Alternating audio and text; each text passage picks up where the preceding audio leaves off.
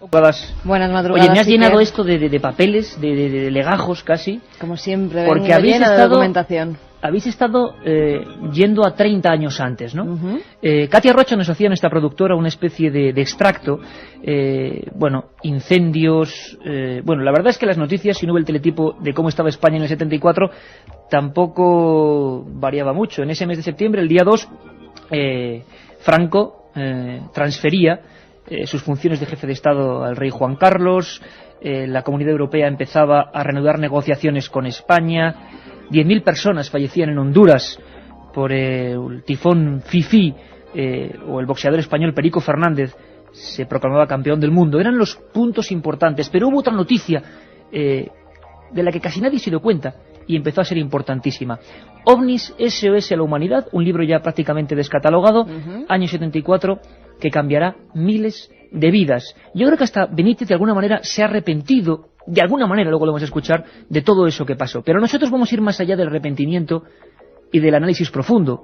Vamos a, como sabemos que hay mucha gente joven que nos sigue, a comprender qué es lo que pasó. Un movimiento de casi 1000 grupos en España, 1000 grupos organizados de gente. Y yo creo, Carmen, que hoy sería fundamental hacer un regalo muy especial a toda esa gente y pedir a la gente que estuvo en Misión Rama, que estoy seguro que hay mucha gente que nos está escuchando, que nos cuente su experiencia, ¿verdad? Claro que sí, que como siempre, líneas abiertas, 7640, palabra clave, milenio, espacio y lo que vosotros queráis. Como ha dicho Iker, si pertenecisteis a algún grupo Rama en España, por ejemplo, si fuisteis a algún sitio en Barcelona, la montaña de Montserrat, a intentar ese contacto con seres de otros mundos, con naves extraterrestres. Supuesto siempre. Pues ya sabéis, 7640, palabra clave, milenio, espacio y lo que queráis. Y un regalo muy, muy especial. De nuestra biblioteca personal, ¿eh? Estaba la Feria del Libro Antiguo, pensamos en vosotros y dijimos, pues vamos a sortear 3 libros de OVNIS SOS a la humanidad. El libro que escribió Juan José Benítez y donde cuenta toda la historia de la Misión Rama. Bueno, pues era septiembre del 74. Juanjo vivió muchas experiencias, ahora las analizaremos. Se encontró con un grupo misterioso que en Perú, imaginaos la noticia, en Perú, decía F, luego vamos a recordar el teletipo, un grupo de universitarios y militares asegura estar en contacto con seres de otros mundos, año 74. Y la Gaceta del Norte envió a este reportero. Lo que nadie esperaba, y él creo que el que menos, es que iba a ser partícipe y testigo de uno de esos encuentros previa cita. Bueno, estoy seguro, Carmen, que muchos amigos de Milenio no han podido leer ese libro. Ese libro tenía una primera página que era realmente mágica, que cambió la vida de JJ Benítez y cambió la vida, tenéis que contarnos si para bien o para mal, de muchísima gente que a través de ese libro y los reportajes de la Gaceta del Norte entró en otro mundo. Hay una cosa que sí es importante y que para mí es el verdadero misterio, no los extraterrestres. El misterio era cómo agricultores, mineros, ingenieros, personas de toda condición y cultura y procedencia sintieron en su interior lo mismo, la necesidad de amoldarse a lo que parecía una nueva fe. ¿Cómo empezaba ese libro? ¿Qué decía ese libro? En el año 74 sale otro teletipo, era una crónica de F, Enrique Valls, de Lima, y diciendo, bueno, unos señores aquí del IPRI, el Instituto Peruano de Relaciones Interplanetarias, dicen que están en contacto con los ovnis. Y entonces mi director me llama y me dice, oye, ¿tú te quieres ir a Perú? Me dice, ¿yo? ¿A qué? Me larga otra vez el teletipo y me dice, toma, estúdiate eso y tal, y venga. Y digo, bueno, y fui a Perú. Se fue al Perú, hizo esos reportajes, cambiaron la vida, como decimos, de mucha gente. El equipo de producción de la serie ha intentado recrear esa escena. Un reportero español, una especie de encargo poco menos que delirante, seguir a un grupo que decía tener contactos previa cita con luces en el cielo. Absurdo. Escuchamos.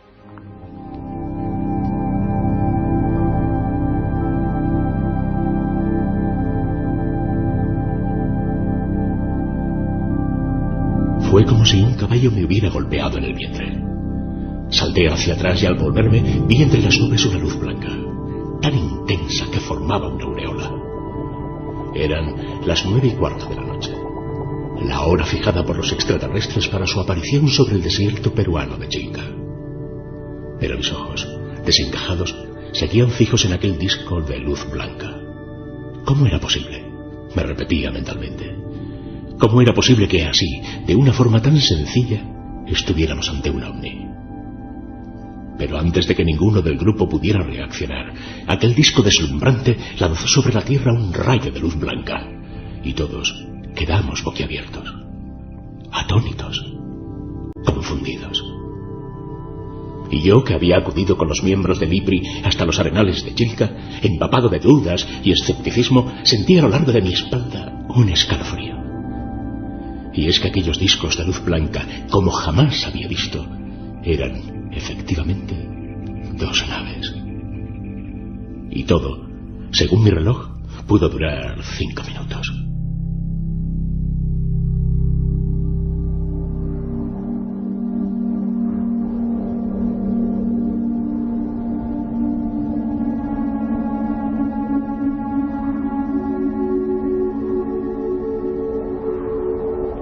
Bueno, pues ese era el encuentro que ahora nos va a contar el propio Juanjo Benítez.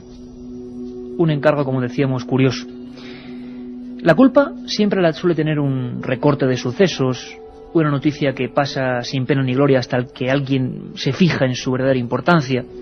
Nadie imaginaba que un movimiento de varios de cientos de miles de personas, de todo tipo, decíamos, de cultura, condición, procedencia, iba a instalarse en América y en España.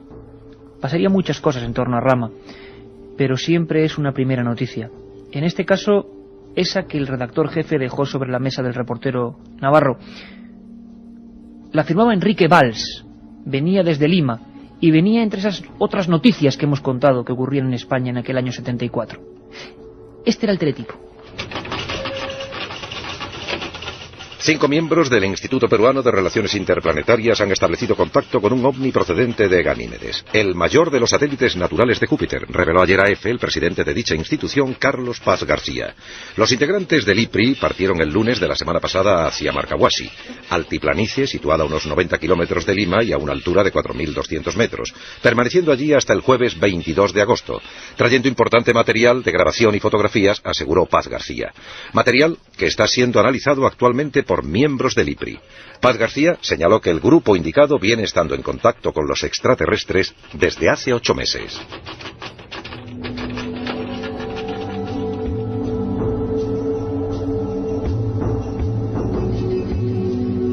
La otra realidad. Milenio 3. En la SER. Todo empezó una noche como hoy, hace 30 años. Juanjo Benítez se desplaza a Lima, concretamente a la calle Junín 402, distrito de Barranco. Yo pude ir 25 años después y tenía la carne de gallina por lo que suponía todo eso de fenómeno social. Hay un montón de amigos ya en el 7640 escribiéndonos sus propias experiencias y preguntándonos. Un momento, por favor, amigos, vamos a escuchar a Juanjo Benítez. Os pido disculpas porque esta fue una grabación realizada en su casa en Barbate hace ya unos cuantos años, cuando Juanjo y yo nos sinceramos en torno a aquel movimiento tan impactante que quizás se fue de las manos, que nadie comprendía y que siguieron miles de personas. El periodista incrédulo, todavía incrédulo, se va a los arenales de Chilca. Tenía una misteriosa cita. Entonces, al cabo de unos días, como en una semana, me encuentro una nota en el hotel y me dicen, oye, que el próximo sábado, 7 de septiembre, tenemos una cita en Chilca. Ah, muy bien. Entonces pues me fui para allá, para la casa donde estaba el grupo, y me llevaron al sur de Lima. Entonces no me acuerdo si iban 7 o 8 personas. Y entonces me acuerdo que entraron en unos arenales, en un desierto, ninguna carretera. Dejamos los automóviles y fuimos caminando en la oscuridad ya de la noche hacia un lugar que yo ni idea. Y allí estuvimos como 2 horas, con un frío, el día de mi cumpleaños. Y entonces yo empecé a sentir una especie de vergüenza interior y de ridículo espantoso. Porque decía, bueno, ¿yo qué coño hago aquí? A esperar a ver si bajan los ovnis. Yo estoy más loco que ellos. A todo esto me obligaron a no llevar cámara. Oye, para un periodista eso es complicado, ¿eh? Una cita... Dejarse su cámara... Les estáis preguntando, sí, que luego estará aquí Sixto Paz también, por supuesto, el iniciador de toda esta historia, que empieza con eso, una especie de mensaje... psicografía se podría llamar, luego descubriremos lo que es. Por cierto, Carmen, tú hablabas con Pepe Rodríguez, que es mucho más escéptico. Vamos a parar un momento a Juanjo, que nos siga contando su historia, cómo empezó todo, pero Pepe Rodríguez que ha estado trabajando, todos le conocemos, no solo como periodista, sino como investigador del mundo de las sectas, ve ciertas relaciones entre este movimiento de la Misión Rama y las puras sectas, ¿no? Efectivamente, Iker, como luego él mismo nos dirá en esos cortes de voz que vamos a meter, él me comentaba esta misma tarde, cuando le grabábamos, que hay cierta similitud entre unos grupos y otros. Siempre hay un líder, siempre hay una persona y luego un grupo de adeptos, gente que va con ese líder al que, pues, poco más o menos, que rinden pleitesía unos a otros. Y la verdad es que hasta me ha hecho una jerarquización de cómo se dividiría esa secta de contactados, porque él decía que eran sectas de contactados. Lo dice él, no nosotros. Sí, él como experto en sectas nos decía eso, y que además pues son grupos tipificados, según él dice, y ha estado en algunos, ha estado incluso investigando en alguno de ellos, pues eso, como el líder y sus adeptos. Bueno, como aquí queremos poner todas las opiniones, escucharemos a los que han vivido fenómenos asombrosos dentro de la Misión Rama. Misión Rama se llamó así, Misión Rama es amar es al revés, Rama. Es una historia alucinante que vamos a ir desbrozando poco a poco. Bueno, también hay visiones críticas, evidentemente. Juanjo Benítez sin cámaras, en Chilca, en el desierto, con un grupo de 6 personas más, porque minutos antes la psicografía o escritura automática había dejado una hora, un mensaje, un lugar. ¿Iban a aparecerse los ovnis? De momento escuchamos a Pepe Rodríguez, que dice que una cosa son eso, los ovnis, el fenómeno ovni, y otra cosa los movimientos sociales tan fuertes como este, que surgieron a raíz de ellos. Hay que distinguir dos cosas. Una cosa es el ámbito de la ufología, que me parece que es un ámbito interesante, donde hay mucha especulación, pero hay cosas que realmente sugieren dudas, preguntas, y que hay que tenerlas en cuenta, y por eso también hay muchos estados que han dedicado mucho dinero a investigar el fenómeno ovni. Y otra cosa muy distinta es toda la parte, digamos, ya más acrítica, más, yo diría, en cierta medida y a veces en mucha medida psicopatológica, que es la del contactado, la del que genera de la idea de esos enviados que pululan por el cielo, sean dioses, sean marcianos, generan estructuras cuasi religiosas y a veces casi una religión, y montan un chiringuito para adorar y para esperar a estos supuestos extraterrestres. Es decir, el fenómeno es serio y esos adoradores del fenómeno normalmente no lo son para nada. Palabras rotundas de Pepe Rodríguez para al menos situarnos en el contexto general donde todo esto ocurría. Año 74 no había el conocimiento que hay hoy en día de muchos fenómenos, y la fuerza que cogió todo esto fue tremenda. Mucha gente rompió radicalmente su nexo con la religión, con diversas religiones, con culturas, nexos familiares incluso, porque esperaban ser realmente salvados por esta especie de seres que tenían la facultad de conectar con nosotros a través de la escritura automática. Todo un lío.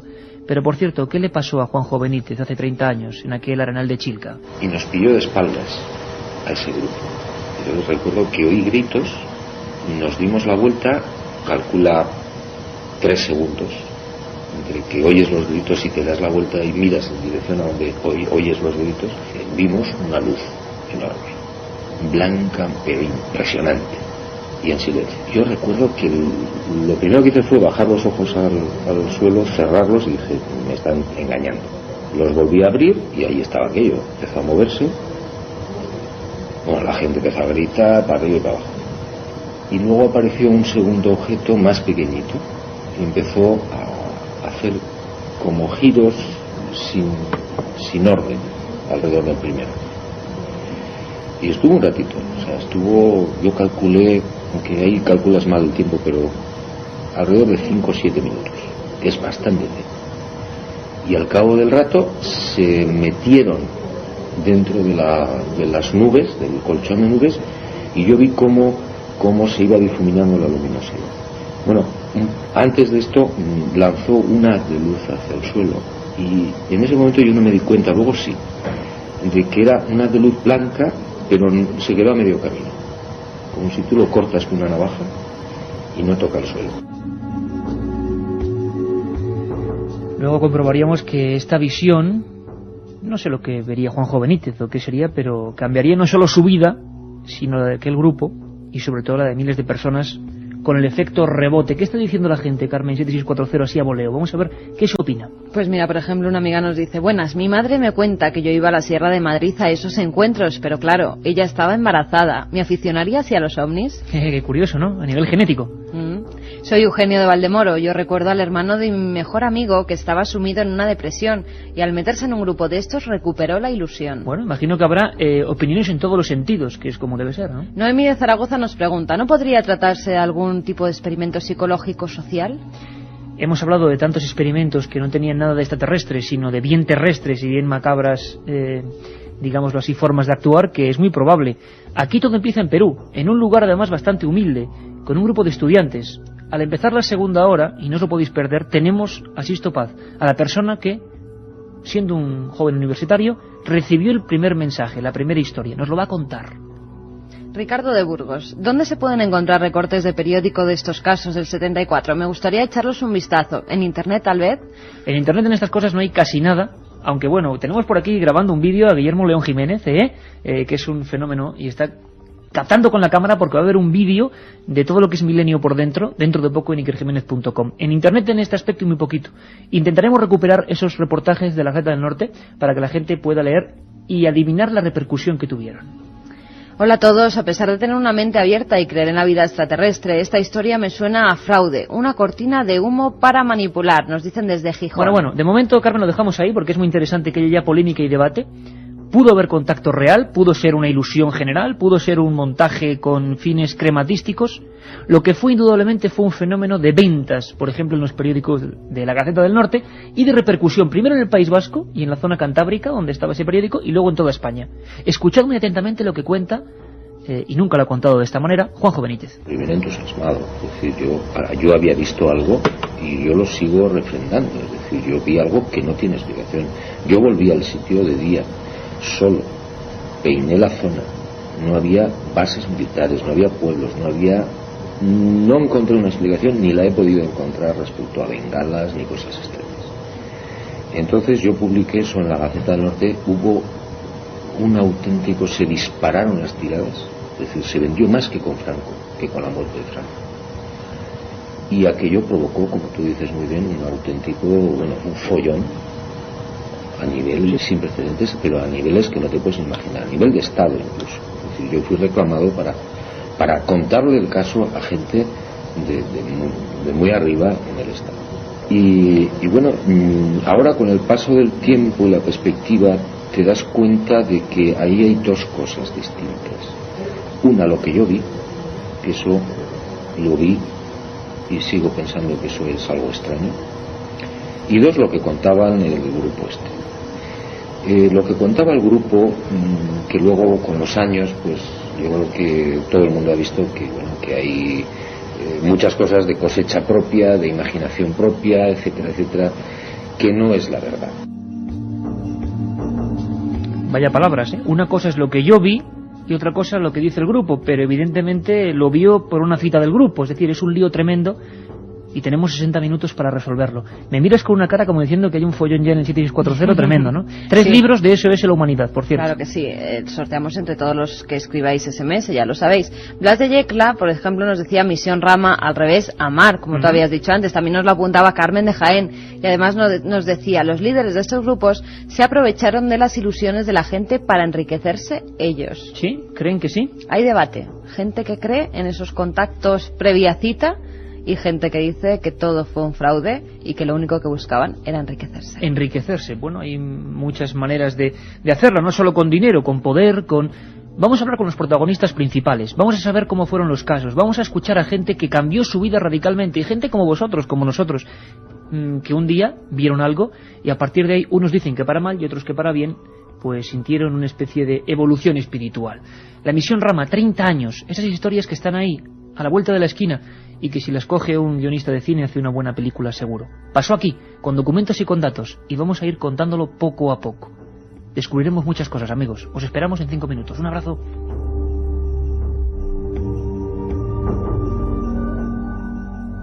Milenio 3.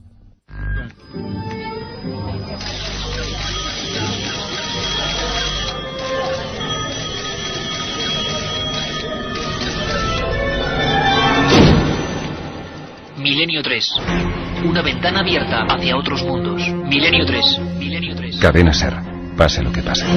Por el fenómeno del niño, pero aún quedaba un cartel. Me bajé del taxi, de ese Volkswagen Escarabajo amarillo típico de Lima, y vi un cartel que de verdad me hizo pensar: el tiempo no pasa. Había una especie de platillo volante a la antigua usanza, como en los años 50 se imaginaban estos supuestos artefactos, y debajo ponía las letras IPRI, el mundo. Muchas veces, y uno de ellos más o menos decía así: Oxalc. Oxalc.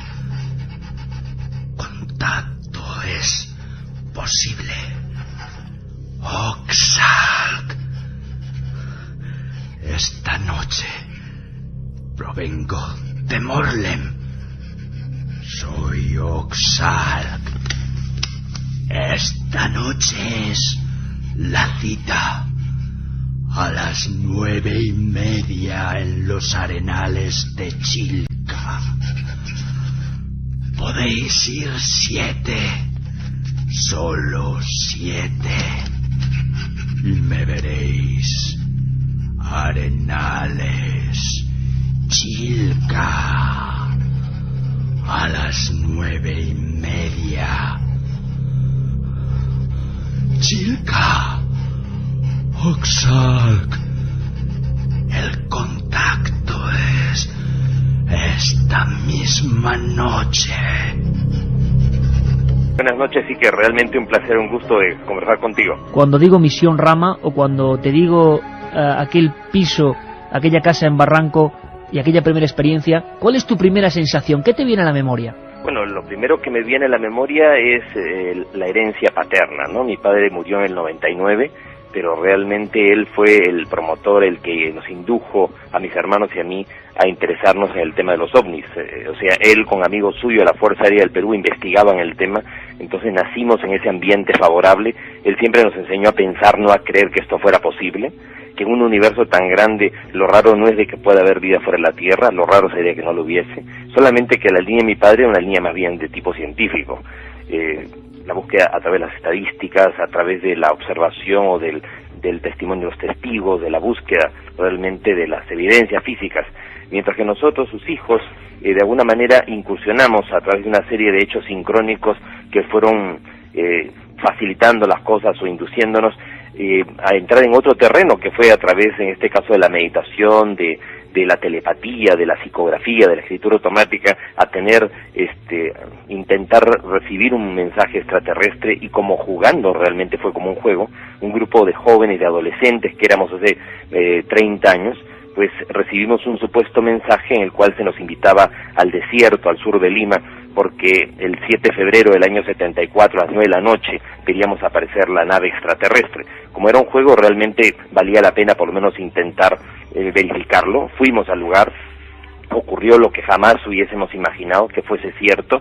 Apareció inicialmente una luz muy intensa que iluminó la noche como si fuera de día. Esa luz descendió hasta colocarse, calculamos, unos 80 metros encima de todos nosotros, mostrando un objeto en forma de disco con una media docena de ventanitas. Realmente sentimos pánico, terror, pero a la vez también una emoción indescriptible, y al mes ya éramos 8 personas los que recibíamos estos mensajes de forma simultánea, psicográficos, de escritura automática o telepatía instrumentalizada, y 6 meses después, a través de un mensaje psicográfico que recibió mi hermano Charlie y mi hermano Carlos, fue que se invitó a Benítez para que él fuera el testigo presencial, pues imparcial y objetivo de la realidad del contacto. Oye, Sisto, ¿cómo vivís? ¿Qué pasa en vosotros a partir de entonces? Recibís, imagino, cartas de todo el mundo. Que te digo, estábamos ahí en la sala de la casa de mis padres, mi madre, mi hermana y yo, cuando intentamos ese primer mensaje, después de una conferencia que dio un amigo de mi padre sobre el tema de la telepatía y la posibilidad de que seres de otros mundos no solamente estén llegando a la Tierra con sus naves espaciales, sino mentalmente de forma telepática o astralmente, hasta en sueños, pudieran estar intentando un tipo de contacto con nosotros. Ahora, cuando yo recibo el primer mensaje, yo pensé que era imaginación, que era cosa mía. Sin embargo, al día siguiente, producto del entusiasmo que se despertó en mi madre y mi hermana, repetimos el experimento. Y me sorprendí mucho porque nuevamente recibimos el mensaje y la cita para ir a comprobarlo, salir al desierto, al sur de Lima. Sisto, perdona, ¿y por qué escritura automática? ¿Por qué ese procedimiento y no otro? Pues simplemente que yo no me imaginé jamás de que podría darse ese tipo de fenómeno. O sea, yo lo que había entendido era de que la comunicación mental es que tú, con los ojos cerrados durante una meditación, dejando la mente en blanco, podía venir a tu mente cantidad de ideas o imágenes, ¿ya? Y de pronto, pues tú ibas a ir anotando todo lo que recibías para o no olvidarlo, y después ibas a ir concatenando las ideas buscando un probable mensaje. Pero jamás de que ibas a sentir la necesidad compulsiva de escribir eso, y eso fue lo que ocurrió. Ahora, yo estaba consciente, no estaba en estado de trance. O sea, hay una gran diferencia entre una comunicación de tipo espírita, mediúmnica, y una comunicación psicográfica, telepática. O sea, tú aquí eres consciente, solamente que sientes una necesidad imperiosa de escribir y escribes a una velocidad tan rápida que tú eres consciente que estás escribiendo eso, pero como que no lo puedes detener y va más rápido de lo que tú podrías hasta pensarlo, ¿no? El fenómeno se explosiona, de alguna manera es un fenómeno social tremendo, pero Sisto, vosotros, o tú en concreto, ¿cuándo es el momento exacto en el que tú sabes que ya no son imaginaciones, no sé si el primer encuentro, la primera evidencia de que siempre, según tus palabras, estás en contacto con otros seres? Bueno, primero fue con el primer avistamiento, o sea, porque yo fui el más escéptico. O sea, cuando fuimos a la salida, ese 7 de febrero, yo estaba convencido de que no iba a haber nada, o sea, y era el más incrédulo de todos los que estábamos ahí presentes, a pesar de que había recibido la comunicación psicográfica.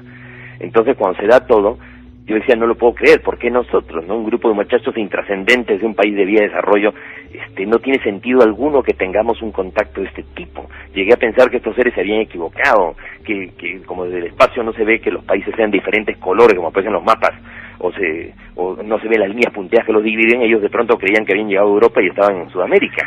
Entonces realmente, en todo momento yo pensé que realmente, pues que no podía ser cierto. Sin embargo, todo me iba demostrando que era cierto. Entonces, cuando ya otros compañeros y chicas, también chicos y chicas, comenzaron a recibir los mismos mensajes, y cada vez que salíamos al desierto, teníamos estos avistamientos 1 o 2 veces al mes, y luego ya cuando viene Juanjo Benítez y lo comprueba él personalmente, y entonces ya esto se había sobredimensionado, éramos 50, 60, 70 personas los que íbamos a cada salida. Comenzaron a surgir grupos por correspondencia, y no solamente en España, sino en muchos países latinoamericanos. Entonces, de un momento a otro nos dimos cuenta de lo serio y de la... Esto obviamente nos rebasó, o sea, fue mucho mayor que nuestra capacidad de poderlo organizar, porque éramos, como te digo, un grupo de adolescentes, de jóvenes sin experiencia. Al principio mi padre como que no nos creía, ¿no? O sea, no creía que tuviéramos esta experiencia, pero él, con amigos suyos de la Fuerza Aérea, nos acompañan al desierto y ellos también pudieron comprobar la realidad del contacto. Entonces mi padre quedó fuertemente conmocionado porque él decía, ¿cómo puede ser posible, no? Tantos años investigando el fenómeno ovni y al final estos seres vienen a tener contacto con mis hijos y no conmigo, qué injusto. Hablas de seres, Sisto, y te repito que hay mucha gente que no conoce, estamos seguros porque nos han preguntado durante todas estas semanas por esta historia. ¿Podríamos hacer un retrato robot de esas supuestas entidades que llegaron a conectar con vosotros? Claro que sí. Mira, la primera vez que que los vi físicamente, estos seres, fue en junio del 74. Estos seres nos citaron a solamente 7 personas. El grupo ya era bastante grande, sin embargo nos dieron a los nombres 7 personas a través de una psicografía, el fenómeno de escritura automática, siempre recibido en el marco de meditaciones. Nosotros hacíamos yoga, hatha yoga, mantra yoga, meditación. Entonces nos invita al desierto, vamos al lugar, estábamos las 7 personas caminando, dejamos la movilidad de un pueblo a la entrada del desierto, y en lo que vamos caminando, pues yo estaba conversando con un compañero al lado y de pronto me encuentro que estoy completamente solo. O sea, un extraño fenómeno de teletransportación. Estaba 2 kilómetros delante de todos y recién habíamos empezado a caminar. Como yo no me podía explicar este extraño fenómeno, pues me di la vuelta y traté de regresar por donde nosotros habitualmente veníamos, buscar al resto y que me explicaran qué había ocurrido. Empiezo a correr y veo que estaba una colina cercana, había un resplandor de luz. Entonces pensé que eran los muchachos con sus linternas. Me fui hacia allí y al pasar del otro lado de la colina, a unos 100 metros de distancia sobre el suelo, había una media luna dorada de unos 10 metros de diámetro que pulsaba. No era un objeto en el aire, sino estaba ya aterrizado en el suelo. O sea, era un domo luminoso. Entonces yo sentí mucho temor, me quise alejar, pero vi que salió la silueta de una persona del interior de este domo luminoso, una silueta antropomorfa, humanoide, con el brazo levantado, y en mi mente, con toda claridad, hasta por 3 veces capté que me decían que me acercara. Yo en todo momento lo rechacé, sentí mucho temor, pero cuando ya vi que la silueta se perdía en la luz, temiendo perder la experiencia, me decidí a tratar de avanzar como pude, porque estaba como petrificado realmente, pero cuando me voy acercando, Algo me hizo levantar la vista al cielo y a unos 400, 500 metros de altura ubiqué un objeto en forma de disco con luces blancas en la panza. Dije, caramba, son dos naves, una que está en el aire y otra que tengo delante mío. Cuando estuve ya delante del domo luminoso, metí mi mano en la luz y la atravesé. No era sólido. Entonces me metí dentro de la luz y sentí sensaciones de mareos, de náuseas, de pérdida de peso. Sentía que todo el cuerpo se me quemaba. La luz era tan intensa que me obligaba a cerrar los ojos. Pero cuando ya pude ver, vi una persona parada delante mío, era de 1,80 m, su rostro ligeramente más ancho que el nuestro, pómulos muy pronunciados, ojos marcadamente oblicuos, parecía un coreano, un mongol, un oriental. Una persona extraña, pero una persona al fin. Poco pelo, pero lacio que le caía tras los hombros, con textura robusta, se veía que era un hombre, con un traje como un jogging deportivo, así como abolsado, con un cinturón y unas botas, hacía gestos con las manos, la comunicación fue mental. Yo en todo momento captaba como que me hablara, pero no veía que me moviera los labios. Y todo fue mental, o sea, uno recibe la onda mental y el cerebro automáticamente codifica, interpreta. Ahora, si uno viera a esta persona en la calle, le parecería un turista oriental raro, extraño, pero una persona, un ser humano como nosotros. Sixto, que nunca mejor dicho, seguimos en contacto, nosotros desde nuestra barrera periodística observando lo que ocurra, y si es posible, pues ojalá podamos tener alguna de esas experiencias, y te emplazo para que los cientos de miles de amigos que escuchan la cadena SER, estoy seguro, tendrán muchas dudas y consultarte. Un abrazo muy fuerte, amigo, desde Lima. Pues gracias, y estamos coordinando entonces vía internet para encontrarnos ahora en el mes de noviembre. Un abrazo fuerte, Sixto Paz.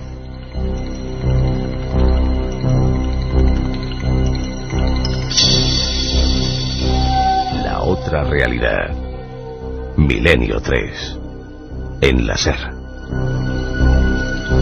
Hora Capicúa 2:22, ahora 2:23 ya, y es que tenemos prisa porque queríamos recordar con Sixto ese primer momento. Bueno, y si hacen algún encuentro que siguen, parece que se ha reactivado esta historia. Yo ni me creo nada ni me dejo de creer, yo simplemente estaría ahí para ver qué ocurría, ¿no? Por lo menos para ver qué demonios podía ocurrir, porque desde luego lo cuenta con una certeza como el que cree fielmente en lo que está diciendo. Mucha gente estará pensando en una palabra que, mira la pantalla y se ve ahí, holografía, holograma. ¿Recordáis una historia de la famosa Operación Mongoose en Cuba, por parte de la CIA? Se desclasificaron los papeles, y de esto sabe mucho nuestro siguiente invitado, Miguel Pedrero, que estuvo allí en Cuba investigando. Se lanzó un holograma de la Virgen de Regla, decían allí en Cuba. Era una especie de visión montada, y hubo una auténtica revolución en ese país, año 82. La gente creyó ver un arquetipo. Lo que está describiendo Sisto tiene cierto aire. Vamos a conectar, no sé si Juanma podemos conectar ya con la cadena SER en Coruña. Miguel Pedrero, buenas madrugadas, amigo. Hola, ¿qué tal, Iker? Muy buenas noches. Escuchabas, imagino, muy atentamente a Sixto. Y bueno, tú estás haciendo ahora mismo, estás preparando, bueno, has terminado ya un trabajo que muy pronto verá la luz, Contacto, para el Archivo del Misterio de EDAF, creo que va a ser absolutamente resolutivo, y también te dedicas a este movimiento, a la misión Rama. Tú investigaste el tema también de los hologramas. ¿No te parece una imagen demasiado perfecta? Las sensaciones hace 30 años de un grupo que puede estar siendo estudiado, y no precisamente por extraterrestres, luces en los que uno puede penetrar, imágenes arquetípicas, casi angelicales. ¿A qué te suena todo esto, Miguel? Hombre, pues podría ser, nunca hay que descartar todas las posibilidades. Como tú bien comentabas, en Cuba se montó una operación por parte de la CIA en la que intentaban pues generar la aparición de la Virgen, y en realidad era un holograma que era emitido desde un submarino, y esto se preguntarán muchos oyentes, ¿y por qué? ¿Qué interés tenía la CIA en emitir un holograma de la Virgen en Cuba? Bueno, pues muy sencillo, porque existe la creencia popular en la isla de Cuba que siempre que se produce unas apariciones de la Virgen hay un cambio radical del gobierno en ese momento. Sucedió así anteriormente y pensaban que emitiendo ese holograma de la Virgen pues la gente creería que sería el fin del gobierno de Fidel Castro y se montarían una serie de revueltas y demás. Además, fíjate qué curioso que según algunas informaciones la orden que recibieron algunos militares cubanos fue de tirotear a la aparición de la Virgen, ¿no? Qué diferente con las apariciones de la Virgen en otros países del mundo, ¿no? Por cierto que Carmen Porter está observando una especie de mapa virtual que tenías ahí, luego lo comentaremos, de puntos de España donde supuestamente este movimiento, que fue de decenas y decenas de miles de personas, se concentró porque lo consideraban puntos pues o calientes o puntos de contacto. Uno de ellos era en La Coruña, era a Zapateira. Miguel, era uno de esos puntos importantes que imagino que tú habrás podido investigar in situ. Sí, en la Zapateira se produjeron años atrás pues una serie de reuniones. Bueno, la Zapateira es un monte que está a las afueras de La Coruña, muy cerca de la ciudad.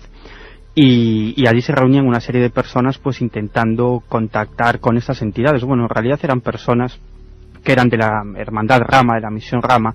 En ese momento también había gente que seguía a Eugenio Siragusa y gente de otros grupos, incluso gente que militaba en grupillos esotéricos, y allí se produjeron una serie de avistamientos, una serie de experiencias. Yo pude entrevistar a cantidad de gente de Misión Rama, no solo en Galicia, sino fuera de Galicia, y de otros grupos de contacto. Pero fíjate, aquí en La Coruña se produjo un hecho especial que yo considero fundamental, y es que muchas de estas personas jóvenes entonces que empezaron con esta historia del contacto con supuestas naves de otros mundos, pues llegó un momento que se dieron cuenta que rellenaban demasiados papeles con toda una serie de mensajes, toda una serie de escritos que hablaban de paz, amor, armonía y todas esas cosas, pero que en realidad no practicaban esa paz, ese amor, esa armonía. Entonces, solo sobre el papel, ¿no? Claro, solo sobre el papel. Además, a mí me decían una cosa muy curiosa, me decía uno de ellos, decía, hombre, es que si te lo paras a pensar seriamente, en el fondo lo único que estábamos haciendo era gastar papel y por lo tanto generar la destrucción de árboles, ¿no? No hacíamos nada, es decir, supuestamente nos llegaban unos extraterrestres de otro mundo para decirnos, hay que ser buenas personas. Bueno, en primer lugar, eso ya es un poco absurdo, ¿no? No hace falta que nos llegue alguien de otro mundo para decirnos algo tan obvio, tan claro. Y entonces estas personas decidieron dejar de lado el fenómeno del contacto extraterrestre y centrarse en ayudar a los demás. Montaron centros de ayuda a toxicómanos, a enfermos de SIDA, a vagabundos, y a mí uno de ellos me dijo una frase que todavía me queda grabada. Siempre que pienso en el tema del contacto me viene esta frase a la mente, y me decía que esas luces de los cielos lo que hicieron en realidad fue abrirle su luz interior, y que ya no le interesaban las luces de los cielos porque no había nada que le pudieran decir. Y esto es lo que le pasó a mucha de la gente que militó y que fue miembro de Misión Rama, que, bueno, tuvieron una serie de experiencias más o menos espectaculares, pero aquello no les llenó las ansias que tenían dentro de conocer qué es lo que había allí detrás, y toda esa serie de mensajes metafísicos y místicos pues no les llevaban a ningún lado.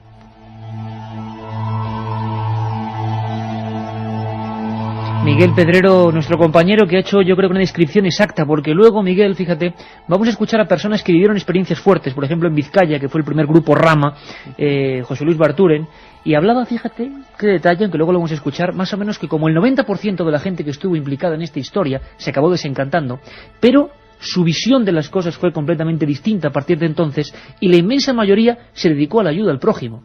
Cuando menos es curioso, y cuando menos, oye, si esto ha sido así, bienvenidas sean las luces de los cielos, y luego uno ayuda. Lo que ocurre es que también hubo encuentros desagradables, y encuentros incluso que hicieron brotar el temor, como el propio Sisto Paz decía en un principio. A estas alturas quizá habría que clarificar a todos los oyentes, Carmen, ¿qué es oficialmente, vamos a decir, no el credo, esta gente cuando llega a España, este mensaje cuando llega a España a través de ese periodista, de Juanjo Benítez, es como una ruptura con todo lo anterior? ¿Qué decían más o menos esos miles de mensajes? ¿Qué decía el credo, la Biblia, si se me permite, entre comillas, extraterrestre, de los hombres de la Misión Rama? Todo empezó, Iker, con una organización llamada IPRI, como antes hemos señalado, era el Instituto Peruano de Relaciones Interplanetarias. Decía tener en los desiertos de Chilca, en Perú, en contacto extraterrestre con seres procedentes de Apu, que era un lugar de Ganímedes. Según afirmaban los contactados... Hay que decirlo, donde oficialmente no hay vida. Según afirmaban los contactados, se trataba de seres llenos de bondad que ofrecían a nuestro planeta la posibilidad de salvarse, ya que era inminente una gran catástrofe que destruiría nuestra civilización. Así nació la Misión Rama. Era un proyecto programado y planificado por la Confederación de Mundos de la Galaxia, que tenía como objetivo evitar que nuestra humanidad desapareciera para siempre. Para llevar a cabo la misión, los seres ya se habían puesto en contacto con varias personas de la Tierra. Todos los que se unieran a ellos serían salvados de la catástrofe. O sea, mensaje catastrófico, terrible, que no varía nada de las profundas y antiguas religiones, y que decían que solo unos elegidos podrán salvarse, no por los ángeles, sino por los seres del espacio. Los elegidos tenían que dar a conocer el contacto con ellos al mundo entero y que se mentalizaran de que naves de origen extraterrestre eran tripuladas por seres de otros planetas y estaban visitando el nuestro. Aseguraban que ya muchos humanos habían abandonado la Tierra y vivían en mundos como Ganímedes, Apu, Atlas o Calisto. Allí eran preparados para convertirse en una raza humana superior, más generosa y sabia. Todo ello para que cuando volvieran a la Tierra se rehabilitase esta y no cayeran en los mismos errores de sus antecesores. Oye, curiosísimo, curiosísimo, porque si uno ve el organigrama básico que ha hecho ahora mismo Carmen de la filosofía de esta gente, claro, uno dice, bueno, sí, no se diferencia mucho del de otros grupos. ¿Qué tenían estos grupos para realmente ser distintos?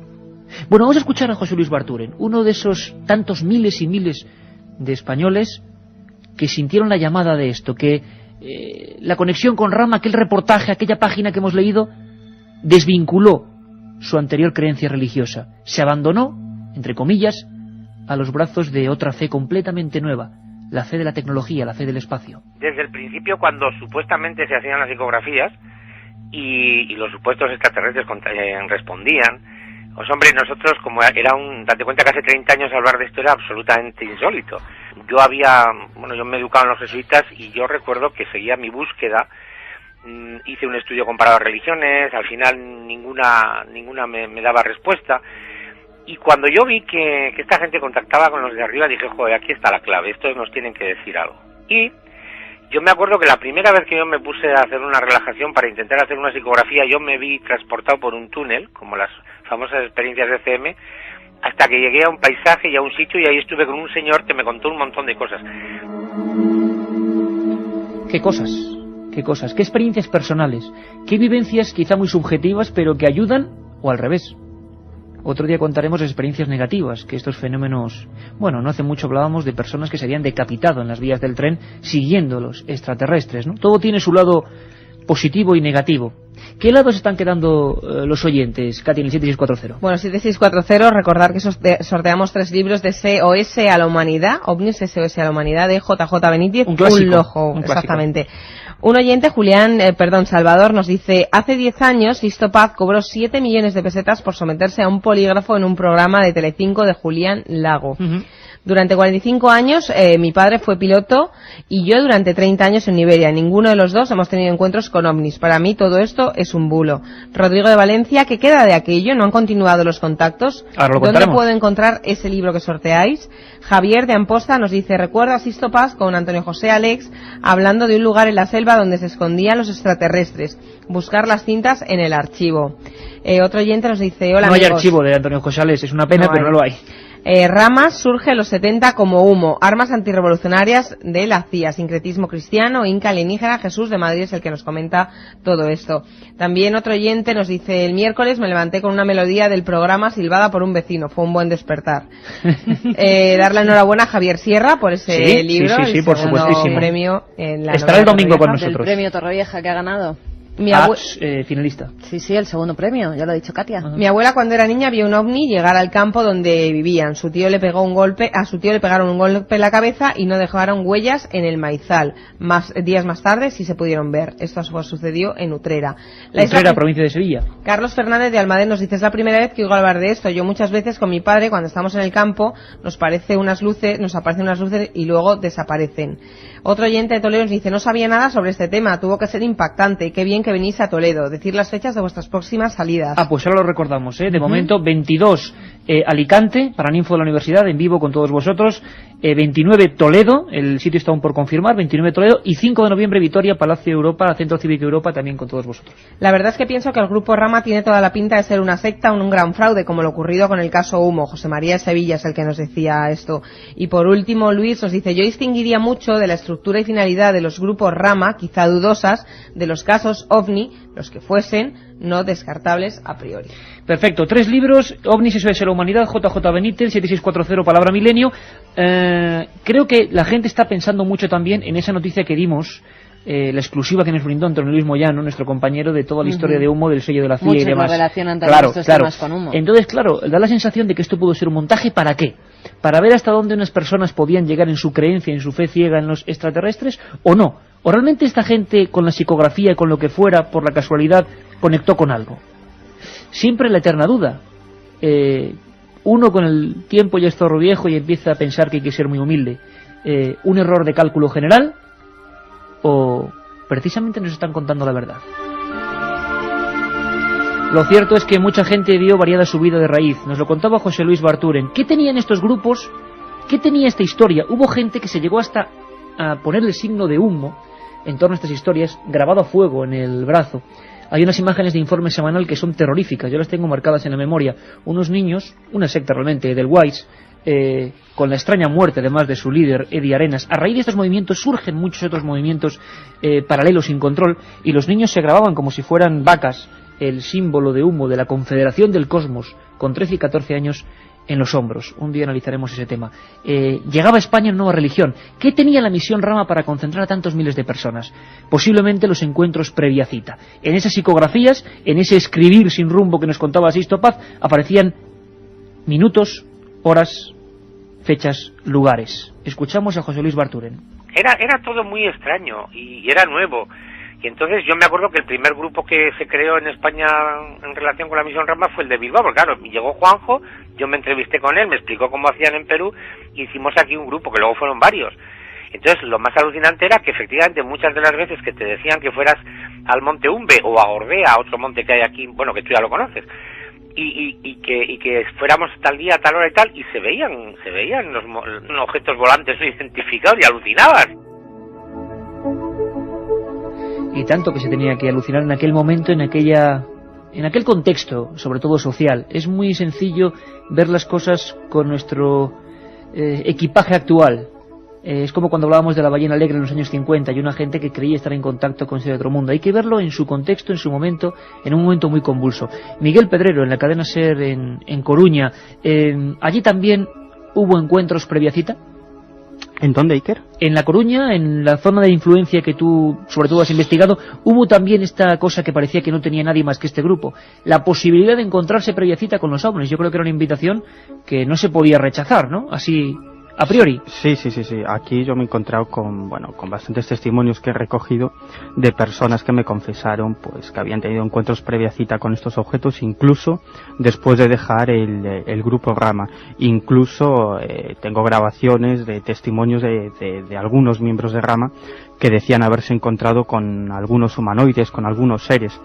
Pero yo creo que detrás de todo esto, independientemente de todas las mistificaciones que haya y de todas las exageraciones, después de muchos años de investigación, para mí es mi tema preferido. Mi tema preferido es el tema OVNI. Dentro del tema OVNI, el fenómeno del contacto, probablemente por las implicaciones que tiene, porque si hay unas entidades que son capaces de conectar mentalmente con una persona, pues por ejemplo Sisto Paz o cualquier otra persona, eso mismo podrían hacer esas inteligencias con la mente de un gobernante, de un militar o de un científico. Esto abre unas posibilidades absolutamente increíbles. Y es más, fíjate, un buen amigo mío fue durante bastante tiempo una de las personas más cercanas a Sisto Paz. Este es un personaje cuya honestidad está fuera de toda duda, que no quiere saber nada de los medios de comunicación, que hoy en día está alejado del grupo Rama. Es más, incluso está en bastante desacuerdo con Sisto Paz y con todo lo que Sisto Paz representa y representó, pero él me ha confesado que vivió experiencias absolutamente increíbles, incluido el famoso paso por el Centra, esas puertas que se abrían y que los llevaban a otros mundos, a una serie de contactos. Por lo tanto, mi conclusión es que detrás del fenómeno contacto, en muchas ocasiones, no puedo decir que en todas, pero en muchas ocasiones sí existe un fenómeno real. Y esto te lo puedo decir fundamentalmente, y no me da vergüenza decirlo, porque yo mismo viví una experiencia de contacto previa cita con una de esas personas que decía ser un contactado. Y además y que tú fuiste como mero periodista a ver qué ocurría. Efectivamente, además se trataba de porque bueno, estoy un poco en desacuerdo con lo que decía Pepe Rodríguez, ¿no?, anteriormente, de lo que es la figura del contactado, una persona que forma un grupo a su alrededor, etcétera. No siempre sucede así. Hay personas que viven el fenómeno del contacto incluso con miedo y con rechazo. Yo me encontré varias personas. Gente aterrorizada que incluso por las noches revive constantemente la pesadilla de algo que le ha ocurrido, y tú lo sabes bien, Miguel, gente que, y sabemos porque hemos investigado casos, incluso en militares, que durante años y años se despiertan con la misma pesadilla. A los pies de la cama hay una figura que es la que un día vieron, y eso es un trauma que habitualmente nunca se va a contar de aspecto angelical, ¿no? Claro, efectivamente, y no solo eso, sino de contactados, y yo me he encontrado varios casos que lo único que les ocurre son lo que llamamos contactados visuales, es decir, que ven una serie de objetos, una serie de luces extrañas a su alrededor, que no reciben ningún tipo de mensaje, ni les interesa recibirlo, no tienen ninguna relación con el fenómeno ovni y no saben qué es aquello. Incluso otras personas que, siendo absolutamente escépticas, se topan con el fenómeno del contacto, con esa experiencia de presunto encuentro con entidades de otros mundos, y que, sin embargo, después de estas experiencias siguen tan escépticas como anteriormente. Y a mí hay algunos contactados que me decían: pues mira, la verdad yo no creo en extraterrestres, pues esto a ver si son los americanos. Es decir, pues me estoy acordando del caso de un contactado absolutamente atípico de Pons Prades, que es un... Bueno, estaba pensando ahora mismo en Pons Prades, Pons Miguel. Prades, sí. Y de verdad que no ejerzo mucho de telépata, pero claro, uno de los más importantes historiadores de la República, centrado en libros desde el bando republicano, vamos a llamarlo así, que hace poco ha vuelto a sacar en la Esfera de los Libros un gigantesco libro, reputadísimo, y que de repente, y esto es increíble, una persona de un rigor academicista increíble, y de repente hace un libro, ¿verdad, Miguel?, El mensaje de otros mundos. Sí, un libro en el que cuenta pues una de sus experiencias de contacto, que luego a mí me confesó que continuó durante el tiempo a través de sueños. Me decía, además, fíjate que es un personaje de ideología de izquierdas, absolutamente, uno de los historiadores más importantes de lo que fue la guerra civil. Él se alistó voluntario para luchar en la República contra el bando franquista. Luego, una vez que terminó la guerra, se hizo guerrillero antifranquista, fue militante en el sindicato anarquista de la CNT desde mediados o finales de los años 30, una persona agnóstica que no quiere saber nada de religión, y que, sin embargo, a mí me cuenta, y como a mí otros investigadores, esa experiencia de encuentro con un platillo volante y con una serie de seres. Como suena, así como suena. Sí, y él lo contaba así, en primera persona. Él lo cuenta con absoluta naturalidad. Además, yo me acuerdo que la primera vez que nos vimos, yo le pedí por teléfono que si me podía contar esta experiencia, si nos podíamos ver, y yo recuerdo que a la entrevista llegó acompañado por una persona que es un reputado miembro de un grupo republicano, y que cuando me estaba comentando la experiencia Pons Prades, yo miraba para la cara de este hombre y era absolutamente un poema. Decía, Dios mío, pero ¿qué está contando aquí Pons Prades, que es un historiador absolutamente reconocido, ¿no? Y yo me acuerdo que Pons Prades lo miró y dice, hombre, pero tú no sabes esta historia, y el otro hombre dice, el mensaje de otros mundos, el mensaje de otros mundos, el ejemplo vivo de historias que nunca nos imaginaríamos en determinadas personas y profesiones, y que de repente dicen, no, es que me ocurrió esto, y lo que está claro es que varió toda su vida por completo, toda su vida. En el año 91 la misión Rama pone fin a sus actividades, vamos a llamarlo así. Según Sixto Paz, parece que eran tantos los grupos que se habían aprovechado de ese nombre, hablamos eso del Waze, de los otros, que ya era imposible, digamos, coordinar todo eso, siempre según sus palabras. Pero las experiencias continuaron, seguían. Parece ser que ahora estamos en un momento complicado y que es curioso el milenarismo, lo que está ocurriendo con las catástrofes de todo tipo, terrorismo. Están surgiendo de nuevo los contactados, están surgiendo de nuevo las agrupaciones. Un fenómeno completamente dormido está iniciándose ahora mismo. Hablamos de estas fechas en España. Nos lo cuenta Josep Guijarro. Eso se puede deducir al menos de las últimas experiencias en junio, y que apuntan a un resurgir ya no solo de la misión Rama, sino de los contactados en todo el mundo, pero específicamente de la misión Rama, en tanto y en cuanto, después de aquel célebre anuncio de su coordinador internacional Sixto Paz aquí en España, diciendo pues que cambiaban los tiempos y que cada uno tenía pues que llevar a cabo un trabajo personal con sus grupos de contactados, parece que a partir de ahora hay un signo contrario, una contradicción, y se vuelve a estimular la idea de una misión general, de una misión internacional, que ha tomado como punto de partida un grupo fundado en Valencia en 1997 y que ha venido pues manteniendo una serie de estrechos contactos, en este caso pues vía email, vía personal y también vía correo postal, con otros contactados del resto del mundo,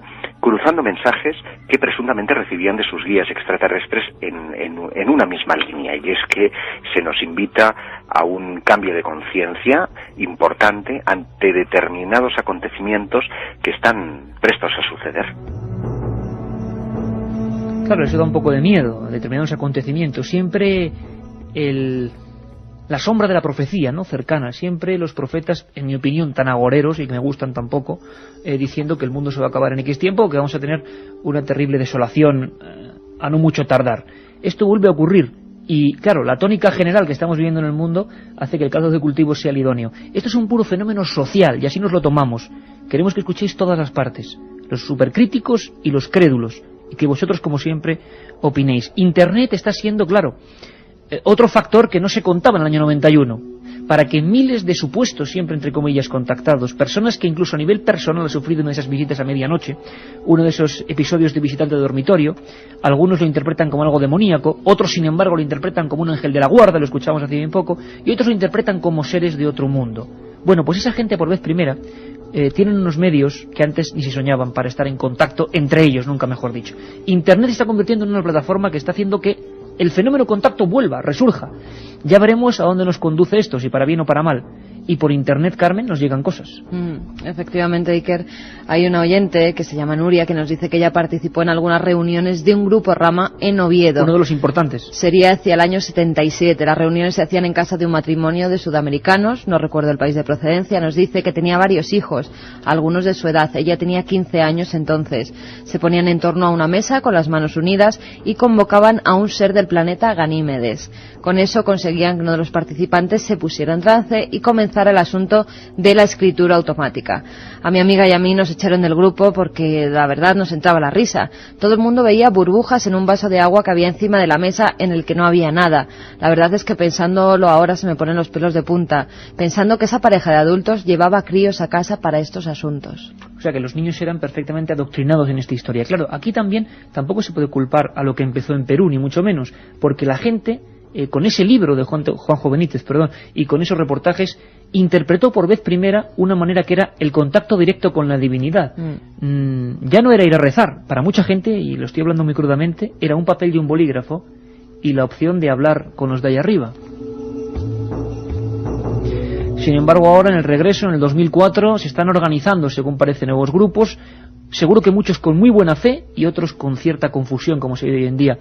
Josep Guijarro nos habla de ese mensaje macabro y catastrófico que en el fondo subyace en todas estas agrupaciones. La misión Rama propugna que al hilo del calendario maya, de las profecías que emanan de ese calendario maya y de determinados acontecimientos a nivel planetario, a nivel cósmico, que se están sucediendo de unos años a esta parte, estamos próximos a una suerte de cambio de era.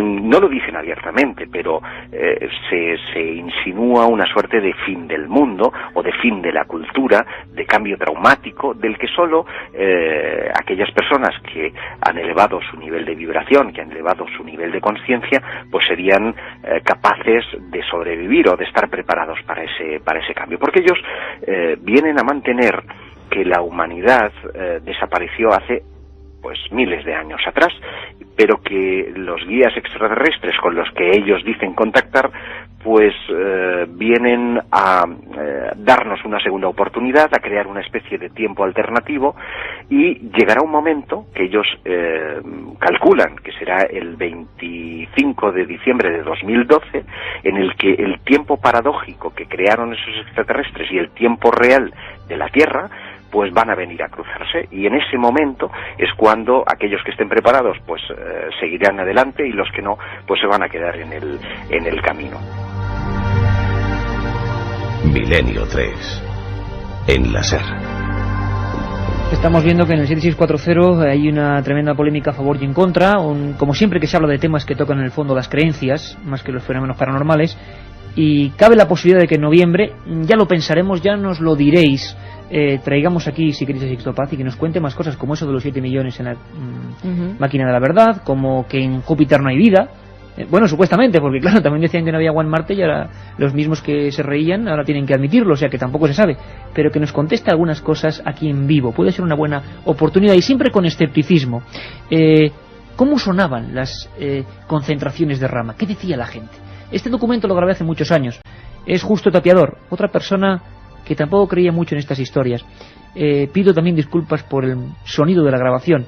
Está hablando de cómo eran los seres que ellos podían haber visto en el Perú, seres que no infundían precisamente bondad, sino que daban, en sus palabras, miedo. Luego, compañeros que han tenido la experiencia de contactar con seres de menos aparición humana y realmente en un principio se han asustado. Sin embargo, otros no se asustaron, sino que sufrieron lo que parece más positivo de toda esta historia, fuera lo que fuera. Se fueron desligando de símbolos, de agrupaciones, de escudos, de teorías, y su vida sí que cambió radicalmente. José Luis Barturen, uno de los fundadores del primer grupo Rama en Vizcaya y en España, nos habla de esa curiosa sintomatología después de 30 años. Nos revolvió por dentro a todos espiritualmente. Además es muy curioso porque la mayor parte de la gente que nos metimos en esto al principio éramos gente de una educación normalmente con carrera universitaria y gente ya de 20 y tantos, 30 y tantos años. Te quiero decir que no éramos niños. Y entonces a la gente le hizo pensar muchísimo, y yo creo, bueno, que yo siempre hablo de que los primos, como les llamo ya los de arriba, funcionan con una pedagogía increíble. Luego con los años vas dándote cuenta cómo funciona, ¿no? Que escriben derecho con líneas torcidas. Pero yo creo que igual medio asustándonos con un fin del mundo, medio no sé qué, medio no sé cuál, al final yo creo que el 99% de la gente que entró en esta historia, yo creo que dio un cambio positivo interesantísimo. Palabras importantes, porque a mí lo que se me queda de todo esto no es que haya o no extraterrestres, que yo ni lo sé ni los he visto. Lo que me interesa es lo que interesa al hermano, que es el hombre. Y esos hombres, cocineros, camineros, mineros, como decíamos antes, sintieron la misma pulsión interior. Al mismo tiempo, había demasiadas dudas y sintieron la necesidad de meterse en esta aventura increíble que ya dura 30 años. Miguel Pedrero decía Sendra. Carmen, en Teletipo, el Sendra fue como una de las grandes novedades que aportaba el grupo Rama. ¿Qué era el Sendra? Efectivamente, Iker, en junio de 1974, Sisto Paz, en uno de esos mensajes de escritura automática, recibe una invitación por esos seres supuestamente extraterrestres que le dicen que quieren tener un contacto más directo con ellos como preparación a lo que sería un futuro contacto físico. Esta experiencia sería llamada Sendra. Los contactados debían acudir al desierto de Chilca y allí dividirse en grupos. En una de estas ocasiones, Sisto Paz se adelantó a sus compañeros y fue testigo de cómo una media luna luminosa de unos 10 metros de diámetro salía un ser que le invitó a penetrar con él en la luz. Una vez dentro, el ser telepáticamente le indicó que eso era un Sendra, es decir, una puerta dimensional o un umbral espacio-tiempo por la que se podía cruzar a otras dimensiones. Bueno, teorías de estos grupos. Nos lo contaba antes Sisto Paz, lo que era la primera escena. Vio un hombre dentro de una luz y se asustó. Y luego entró. Me gustaría a mí tener la fe de esta gente, que desde luego habla con una rotundidad tremenda, ¿no? Nosotros solo tenemos dudas, nada más que dudas. Y este fenómeno que fue increíble. Miguel Pedrero, a día de hoy, ¿qué nos queda de todo este fenómeno? Según Josep Guijarro, están volviendo a reactivarse. Dentro de poco contigo hablaremos de contactados, de muchos más, de Meyer, de Siragusa, de Sesma, de las personas que en España dijeron yo estoy en contacto. Y desde luego eso ya es curioso, no tiene nada que ver con los frikis que nos ha enseñado la tele en los años 90. Miguel, a día de hoy, ¿qué queda de toda esta estructura?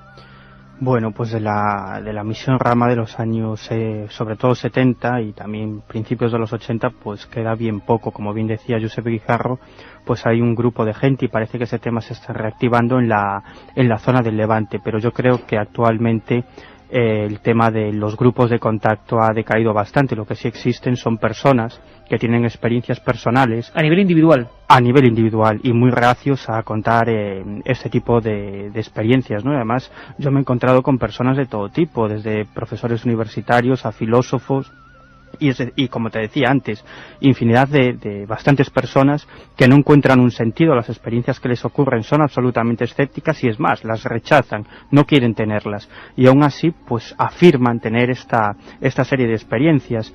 Y bueno, sí es cierto que se pueden reactivar algunos de estos grupos porque siempre en épocas complicadas, y estamos en una época complicada de guerras, conflictos y demás, pues siempre la gente intenta agarrarse a algún tipo de creencia, algún tipo de fe para paliar pues esa inseguridad que crea la situación mundial actual. Por eso sí creo que se pueden reactivar algunos de estos grupos en determinadas zonas de España, pero lo que nos tiene que interesar a los investigadores, independientemente de los mensajes que desde mi punto de vista no dicen absolutamente nada, pues son los fenómenos. Y yo la pregunta que me he hecho en el libro, por ejemplo, en Contacto, es si existe alguna prueba o algún indicio de que detrás del fenómeno Contacto hay un fenómeno real, es decir, que esa gente, esos contactados, el grupo Rama en sus principios, fue todo una mera alucinación o en realidad estuvieron en contacto con algún tipo de inteligencia humana o no humana, es decir, algún tipo de grupo militar o algún tipo de inteligencia extraterrestre. ¿Hay algún indicio, alguna prueba? Y mi conclusión es que sí, es que hay pruebas e indicios de que detrás del fenómeno Contacto pues se oculta parte del secreto de lo que es el fenómeno OVNI. Esa gente contacta con algo, yo no sé si son extraterrestres, alguna de esa gente, yo no sé si son extraterrestres, si son militares, si es una gran conspiración, pero simplemente que se produzca un encuentro previa a citas, que no sabemos las repercusiones que tiene eso, las implicaciones que tiene, que una persona o un grupo de personas reciban mentalmente un lugar, o por medio de la psicografía, un lugar, una fecha, y en ese lugar y ese día se produzca el avistamiento de algún tipo de fenómeno extraño, eso tiene unas implicaciones absolutamente increíbles. Bueno, pues lo contaremos. Miguel Pedrero, que ha terminado Contacto, ese libro del que hablaremos profundamente. Hoy hemos esbozado lo que fue una historia que se llamó Misión Rama. Rama es amar, y creíamos que había muerto y parece que sigue, y con la gente muy entusiasmada a su manera. Miguel, gracias, desde Cadena SER La Coruña. Un abrazo muy fuerte, amigo. Hasta pronto, Iker. Caramba, yo no sé la gente que ha opinado a favor, en contra. Katia, quizá lo más importante primero sería decir esos tres ganadores. Primero los tres ganadores, rápidamente. Mar de Lleida nos dice, no sé si creer o no, ojalá pudiera estar segura de todas formas, porque siempre le echamos la culpa de los a los experimentos americanos de aquello que ignoramos. No, americanos no, militares, yo diría militares. Lo que pasa es que el de Cubo de la Virgen fue americano. Él dice americanos. Pero los rusos también hacían de las suyas, ¿eh? Alicia de Sevilla nos dice, como socióloga, todo esto que para mí es nuevo me parece impresionante. Me gustaría profundizar más en esto. Por favor, ¿cómo consigo un libro? Bueno, pues ya tiene uno. Y Laura Ranz, por último, mi abuelo participó en este grupo. No hablaba mucho de ello, pero cuando murió, a su entierro, vino gente que mi abuela nunca había visto. ¿Por qué tanto secretismo? Bueno, qué curioso. Katia, un momento, porque nos dicen que recordemos las fechas, Carmen, de las próximas salidas de Milenio 3. Pues claro que sí, vamos a estar con todos vosotros el día 22 de octubre en Alicante, en el Paraninfo, en la universidad.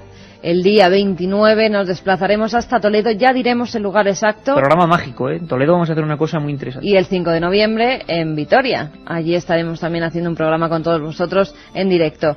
Os iremos diciendo dónde recoger las invitaciones, a qué hora exacta va a ser, porque haremos previos con imágenes, con sonidos, como hacemos siempre. Que pregunten en las cadenas SER locales, ¿no? Y una cosa importante, el domingo estrenamos secciones. Una, El Caminante, la geografía sagrada, puntos de España en los que podéis encontraros con cosas, sobre todo de piedra y simbología, y una que yo estoy con los pelos de punta, que es La huella del crimen, con Pedro Costa, el productor de películas como La buena estrella o Juana la loca, que hizo esa serie mítica. Hablaremos de 3 agarrotados inocentes, los crímenes del Tarta, en Sevilla.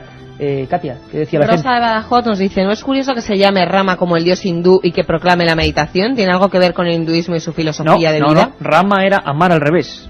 Nada más. Pedro de Valencia nos dice, ¿por qué nos cuesta tanto creer en los ovnis y tan solo por probabilidades debería haber miles de civilizaciones? Un saludo para todo el equipo. Ayer ángeles, hoy extraterrestres. También cabría decir, ayer escritura automática, hoy señales informáticas. Acuérdate, Iker, del caso de Guillermo León, nos lo dice Luis. Bueno, Guillermo León lo tenemos por aquí con la cámara. O sea, que por alusiones, Rafa de Madrid nos dice, quien elige los mensajes para leerlos no me parece competente. Envío mensajes con datos significativos y no los leéis nunca. Pues mira. Rafa de Madrid, disculpas, mira, lo he leído y es que recibimos muchísimos. Hay muchos que disculpen. 50 centímetros de largo y 27 de ancho. Y en su interior un misterio que puede dar un giro a la historia de la humanidad.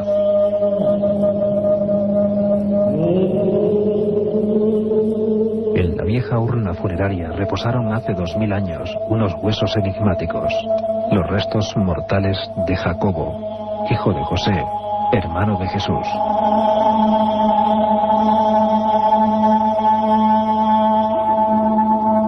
La inscripción, para muchos expertos, fue realizada entre los años 20 y 70 de nuestra era y puede ser la primera referencia arqueológica de la existencia real de un personaje fascinante, Jesús de Nazaret.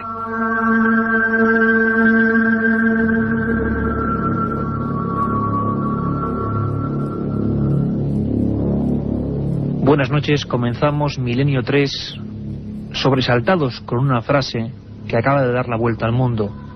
Está escrita en arameo, sobre esa vieja urna funeraria encontrada en una tienda de antigüedades de Israel. Dice, según los expertos, Yaakov Bar Yosef, Akui di Yeshua, que significaría aquí yace Jacobo, hijo de José y hermano de Jesús. Todas las portadas de los periódicos del mundo, las ediciones digitales, han reflejado este hecho asombroso. Según André Lemaire, de la Universidad de la Sorbona de París, puede ser un dato fundamental, el primero de toda la historia, que realmente certifique la existencia de ese hombre, de Jesús de Nazaret. Pero las preguntas que se abren en torno a este misterio son mucho más importantes. ¿Quién es ese Jacobo o Santiago del que nos hablan algunos evangelios? ¿Tuvo Jesús hermanos? Toda una polémica que se abre con este descubrimiento, y quizás lo más lógico en Milenio 3, en este programa, hoy a los mandos técnicos de Elena Sánchez y como siempre con Carmen Porter, Carlos Barroso y Katia Rocha en el equipo, hay que decir que es ir al punto de los hechos, al lugar donde sucede la noticia. Una noticia que, como decimos, ha convulsionado al cristianismo y a la arqueología. Allí nos espera Julio de la Guardia, corresponsal de la cadena SER, en algún punto entre la franja de Gaza y Jerusalén. Julio de la Guardia, buenas noches. Hola, buenas noches. Bueno, ¿cuáles serían los datos principales que está pasando en torno a este objeto que, caramba, la polémica que ha montado en todo el mundo, ¿no? Bueno, pues hace más o menos 2 semanas un arqueólogo francés se encontró de casualidad en esa tienda que decíais de un coleccionista israelí un osario en el cual encontró una inscripción que, como tú decías, describe a Santiago Jacobo como el hijo de José y a su vez el hermano de Jesús, lo cual pues de alguna forma legitima lo que dicen los evangelios apócrifos en detrimento de los canónicos, ¿no? Claro, este personaje, luego hablaremos de él, el hermano de Jesús, que aparece incluso también en las Sagradas Escrituras, un personaje, como muchas de las cosas de la arqueología bíblica, siempre lleno de brumas. Allí, ¿cómo se lo ha tomado, pues todas las comunidades religiosas que conviven en Jerusalén, Julio? ¿Cómo ha sido un poco, cómo has vivido tú el impacto? ¿Qué se dice, qué se comenta ahora mismo? Bueno, está claro que las comunidades religiosas establecidas, ya sean la católica o la ortodoxa o la protestante, lo han recibido pues con un cierto escepticismo, ¿no? En un primer momento. En el caso de los católicos en concreto, pues supondría reinterpretar toda esa figura de Jesús, ¿no? Por lo tanto, en un primer momento, lo que yo diría que se toma con escepticismo. Con escepticismo, que siempre es sano. De todas formas, Julio de la Guardia, nuestro corresponsal de la cadena SER en Jerusalén, en esa tierra, bueno, habitualmente tan acostumbrado a dar otro tipo de noticias, ¿no? Por lo menos hablamos de arqueología y de misterios. Esa tienda, ese anticuario, la tenía ahí casi como abandonada a su suerte, ¿no? Y fue un hombre, Lemaire, de la Sorbona, paleógrafo de la Sorbona, el que hábilmente parece que la compró por un... No, la compró no, mejor dicho, la cogió para analizarla, porque este anticuario a su vez la había comprado de algún lugar por tampoco mucha suma de dinero, según se está diciendo, ¿no? Correcto, el anticuario en sí lo había comprado de un barrio de Jerusalén Este que se llama Siloán, en castellano el nombre bíblico es Siloé, y no sé exactamente la cantidad, pero fue algo que le costó muy barato, y entonces este experto francés lo encontró de casualidad y lo pidió prestado para analizarlo, ¿no? Y a partir de ahí se ha dado el descubrimiento. Unos huesos de los que no queda ya rastro, es decir, es una urna funeraria que parece ser que los contuvo en algún momento concreto de la historia. Al parecer, bueno, esto va a seguir siendo motivo de debate, lo ha sido ya en los programas, en los grandes magazines, como Hoy por Hoy, de Iñaki Gabilondo, y esperamos que ante cualquier noticia, Julio de la Guardia, corresponsal de la cadena SER en Jerusalén, pues nos informes punto por punto, porque al menos el misterio está ahí, y sobre todo, como tú decías, hay que tomarlo con sano escepticismo. La polémica, de momento, con todo lo que toque la figura de Jesús, está servida. Muchas gracias por haber estado en Milenio 3, Julio de la Guardia. A vosotros, un placer. La noticia estaba allí, en Erez, en el paso fronterizo entre la franja de Gaza y Jerusalén. Allí estaba nuestro corresponsal. Y la polémica, como hemos dicho, todo lo que toque la figura siempre fascinante de Jesús de Nazaret, aunque sea casi tangencialmente, como ha sido ahora, pues causa emoción por un lado, escepticismo por otro, y aquí en Milenio 3 estamos siempre para indagar sobre todos esos temas que habitualmente nos salen en la palestra informativa, aunque esta vez sí que ha sido. Yo quiero comentar, antes de presentar a nuestro invitado, un detalle curiosísimo. Hace unos días, cuando se hace pública la noticia, estoy navegando por internet y en todos los grandes periódicos digitales encabezados por El País, pues la noticia concreta sobre Jesús de Nazaret y sobre esta supuesta tumba o osario del hermano era 10 veces más leída que cualquier otra noticia de política, cualquier otra noticia de sucesos o incluso de deportes. Me llevé una sorpresa tremenda y quizás demuestra a las claras este dato la fuerza que tienen este tipo de hechos. Nacho Ares es el director de la revista de arqueología, esa revista mítica ya que todos hemos leído tantas veces. Ahora está firmemente llevando el mando. Nacho Ares, bienvenido a Milenio 3. Muy buenas noches, Iker. Además acabas de publicar Tutankamón, el último hijo del sol, en Editorial Oberón, del que hablaremos profundamente en próximos programas. Nacho, muy rápidamente, para un primer análisis por encima de esta historia. A ti, como director de la revista de arqueología, como elemento arqueológico, esto que está ocurriendo, ¿a qué te suena? ¿También eres escéptico o eres más crédulo, podemos llamarlo así? Yo creo que soy escéptico. Ya habrá tiempo en estos minutos de hablar un poco de ello, pero es sabido por todos que cualquier elemento arqueológico, histórico, filológico relacionado con la figura de Jesús va a tener una innotable importancia en todo lo que es la comunidad mundial, ¿no? O sea, yo creo que la figura de Jesús no solamente ha calado profundamente en Occidente, sino en Oriente, donde es considerado por profetas, mejor dicho, como profeta por infinidad de religiones de este lugar. Y yo creo que sobre todo por la escasez de pruebas directas que relacionen este descubrimiento con la figura de Jesús, habría que tomarlo, por lo menos en un principio, con escepticismo. Jacobo Santiago, hermano de Jesús, del que se nos habla en los evangelios apócrifos. Habría que dedicar también un programa a ese mundo extrañísimo de esas otras, vamos a llamarlo así, y que nos perdonen los puristas, esas otras Biblias o escritos que quedaron apartados y que hablan también de este individuo. Tenemos también al otro lado del telefónico, y es un placer, a un escritor, historiador, César Vidal Manzanares, que además está de enhorabuena, y le damos desde aquí un abrazo radiofónico porque ha recibido el premio Las Luces 2002 por la biografía de Lincoln, recientemente fallado este premio. Don César Vidal, que además ha hecho un libro magnífico, Enigmas históricos al descubierto, en Editorial Planeta. Don César Vidal, buenas noches, bienvenido a Milenio 3. Muy buenas noches y muy bien hallado. Eres un auténtico, nos tuteamos, eres un auténtico experto en todas estas materias. Imagino que una noticia de esas que ponen en la palestra la figura de Jesús y la arqueología bíblica. César, una primera valoración de todo esto que ha ocurrido con esta urna.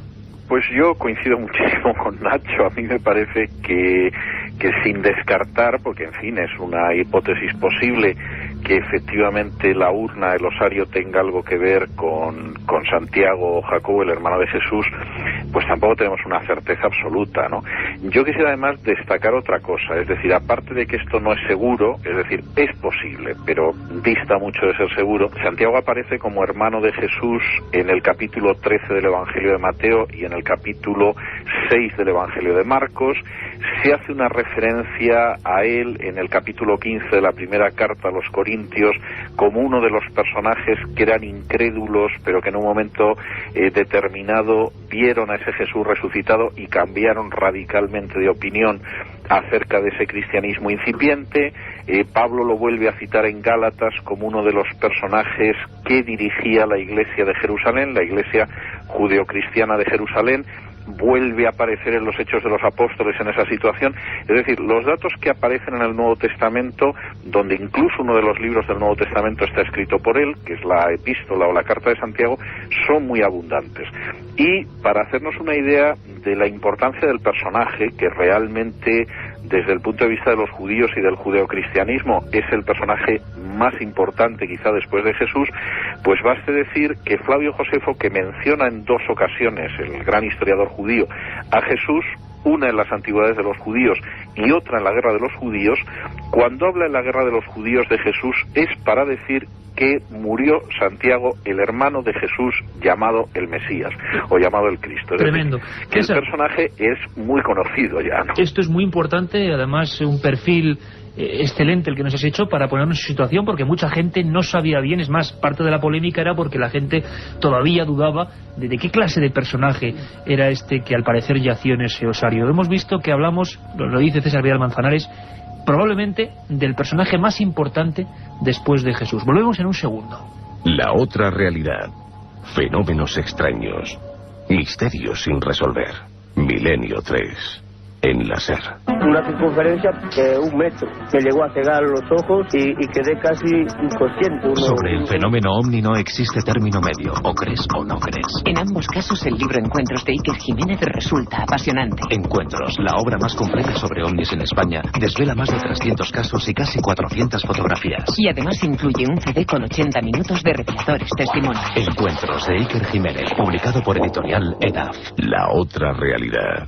Milenio 3, en la cadena SER. Y esta música a partir de ahora va a significar el adelanto del informativo, porque tengo que adelantaros además de forma importante y urgente que a partir de ahora la segunda edición de madrugada de Milenio 3 a las 3 de la madrugada va a ser en directo y va a ser un cajón desastre, siempre en el mejor sentido de la palabra, lleno de documentos, de leyendas y de conocimiento de todas esas cosas que habitualmente, como decíamos antes, no se cuentan. Carmen Porter, junto con Carlos Barroso, realiza ese informativo. ¿Cuáles van a ser las noticias más importantes, Carmen? Pues hola, buenas noches, Iker. Volveremos a irnos hasta Jerusalén, donde nuestro corresponsal Julio de la Guardia nos dará las últimas noticias sobre el tema que estamos tratando ahora mismo.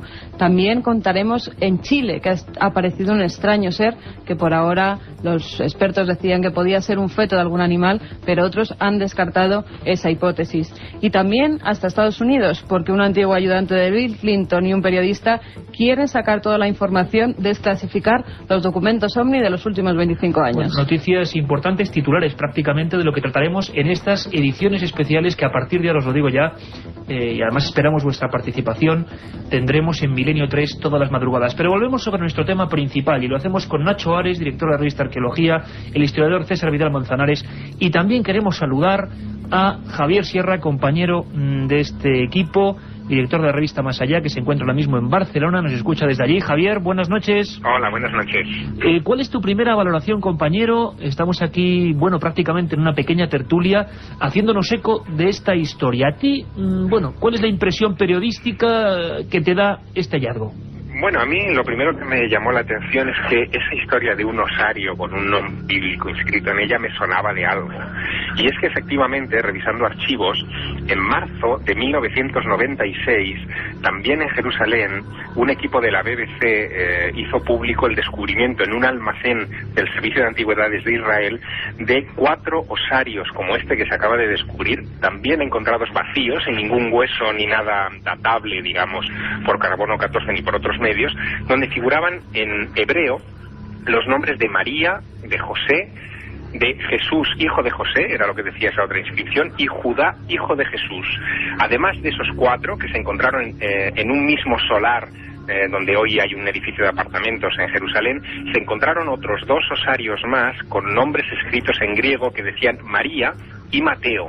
En aquella época los corresponsales de la BBC que habían hecho este descubrimiento fortuito en ese almacén del Servicio de Antigüedades dijeron que esa tal María podía ser María Magdalena y que Mateo podía ser el evangelista, pero claro, el problema es que aquello no llegó a ningún lado, aquella información no llegó a ningún lado, porque no había manera de demostrar que esos nombres pertenecían a los personajes de la historia bíblica que todos conocemos, aunque coincidieran sorprendentemente con lo que nos dicen. Es el eterno problema que nos encontramos siempre en las referencias de la llamada y polémica, ¿no?, arqueología bíblica. César Vidal, una pregunta muy concreta.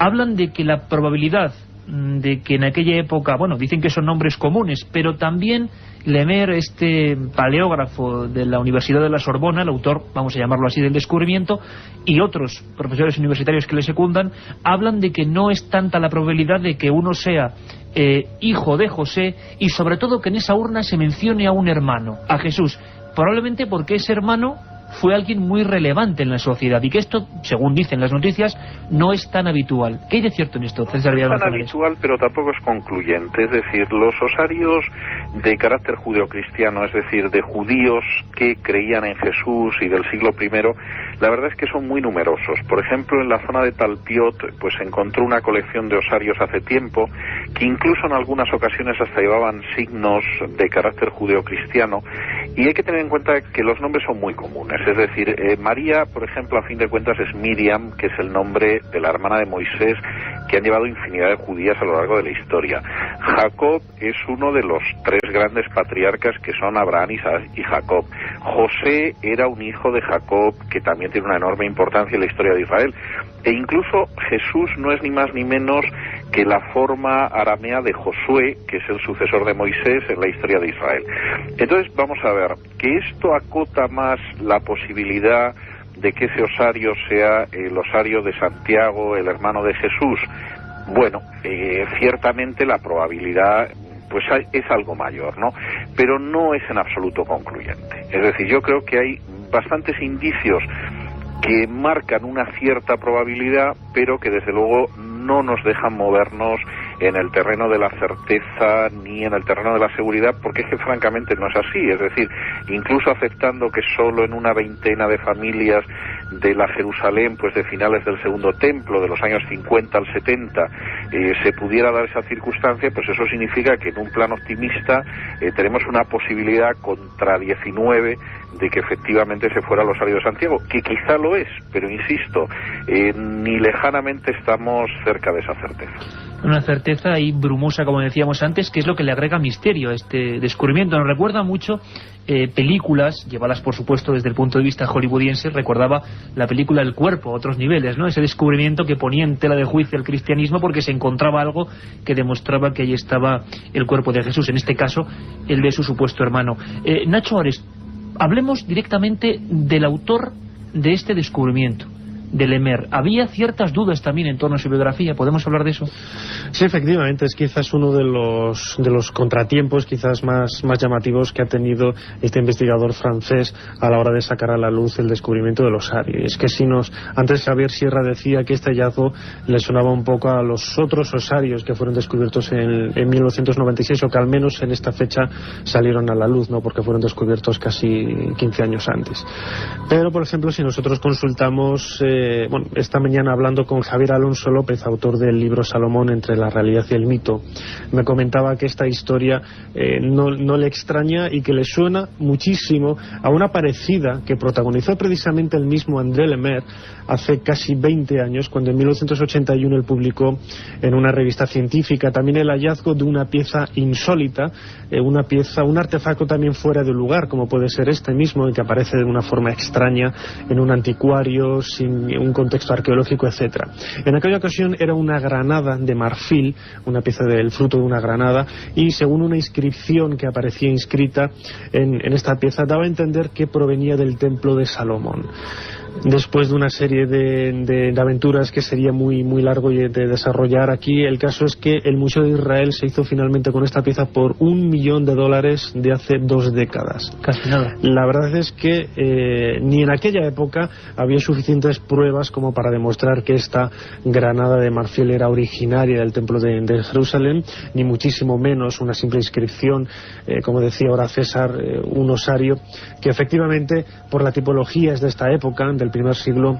Hablan del año 63. Sí, del año 63, porque hay que pensar que, según Josefo, el historiador judío romanizado del siglo I, habla que Santiago murió en el año 62 y por las tradiciones judías posiblemente fuera enterrado con este tipo de ritos en el año 63, ¿no? Y esta es la cronología que baraja Lemer, y también un poco a partir de lo que es el tipo de escritura. Pero también es muy extraño que un objeto de estas características, con una inscripción en arameo relativamente sencilla de escribir, no hubiera saltado a la vista de cualquier anticuario. Claro, haya pasado desapercibido tanto tiempo, claro, ¿no? Me parece extraño y todo el problema que hay de que el verdadero dueño de la pieza no quiere salir a la luz pública, etcétera, da también ese recelo de pensar que puede ser no un gran montaje, pero sí una especie de montaje también publicitario, en el sentido para conseguir incrementar el precio arqueológico de esta pieza en una subasta, o también centrarlo como foco de atención de grandes exposiciones, como efectivamente dentro de poco se va a exponer en Toronto, en Canadá y en Estados Unidos. De todas formas, Javier Sierra, ¿por qué las noticias que tienen que ver con la arqueología bíblica son siempre tan controvertidas? Según muchos especialistas es quizá por la fe, nunca mejor empleada esta palabra, de los arqueólogos, en vez de no hacer ciencia, dicen muchos, en demostrar hechos del pasado. Pero ¿por qué también al mismo tiempo, Javier, ocurre esto y todas las portadas de los periódicos, sobre todo las digitales, ha sido tremendo, se ocupan de esta historia? Se habla de Santiago, hermano de Jesús, es decir, se está poniendo el dedo en la llaga en el hecho de que Jesús pudo haber tenido hermanos de sangre, que es algo que el dogma después está encargado evidentemente de disuadirnos o de desacreditar. En el caso de los sarcófagos del año 96, el asunto era todavía, de los sarcófagos de los osarios del año 96, el asunto era todavía más sangrante, porque había una de esas cajas que llevaba el nombre de Jesús. Si Jesús estuvo enterrado alguna vez en un osario, quiere decir que no resucitó. La otra realidad. Fenómenos extraños. Misterios sin resolver. Milenio 3. En la SER. Un viaje en busca del misterio. Milenio 3. En la SER. César Vidal Manzanares, si realmente estuvo ahí, imaginemos que es una certeza absoluta, que se comprueba que ahí estuvo Santiago, el hermano de Jesús, ¿cuántas cosas cambiaría este hallazgo, este descubrimiento? Bueno, yo es que creo que no cambiaría nada. Es decir, lamento ser tan poco espectacular, pero yo creo que no cambiaría nada. Es decir, que Santiago era el hermano de Jesús está consignado en evangelios que van camino de los 20 siglos. Es decir, nadie, salvo alguien que no ha leído en su vida los evangelios, puede decir que es una sorpresa que Jesús tenía hermanos, cuando en los evangelios se menciona que se llamaban Santiago, José, Simón y Judas, y se hace referencia a hermanas de las cuales por lo menos tenemos que desprender que había dos, porque efectivamente se habla de hermanas en plural, y de las que Gesipo, y ahí sí reconozco que Gesipo es una fuente un poco más extraña, pues dice que se llamaban Susana y Salomé. Es decir, solo una persona que no ha leído en su vida los evangelios puede decir que de pronto esto de saber que Jesús tenía un hermano que se llamaba Santiago, en fin, le causa unas dudas tremendas, o ha hecho un descubrimiento enorme, porque insisto, ese es un dato consignadísimo a lo largo no solo de los evangelios en el Nuevo Testamento, sino de la carta a los Gálatas. Sin embargo, César, si me permites, sí que ha habido esa repercusión podemos hablar a nivel popular. Ayer mismo en la academia se hablaba de eso, como si no son temas muy conocidos, y sobre todo, claro, porque la gente dice, pero bueno, vamos a ver, ¿cómo es posible? Si nos han dicho a nosotros que no, en algún momento se habla también de que eran hermanos que procedían de un matrimonio anterior. Claro, esta es de la José. Historia, es decir, la historia de los hermanos de Jesús es una historia, yo creo que harto conocida, que en términos populares no sea tan conocida. Bueno, en términos populares la gente ignora muchísimas cosas más cercanas que los evangelios, pero esto es obvio. Ahora bien, históricamente esos hermanos de los que habla el Nuevo Testamento, insisto, en multitud de ocasiones, ¿cómo se han interpretado? No tenemos tiempo para más, Milenio 3.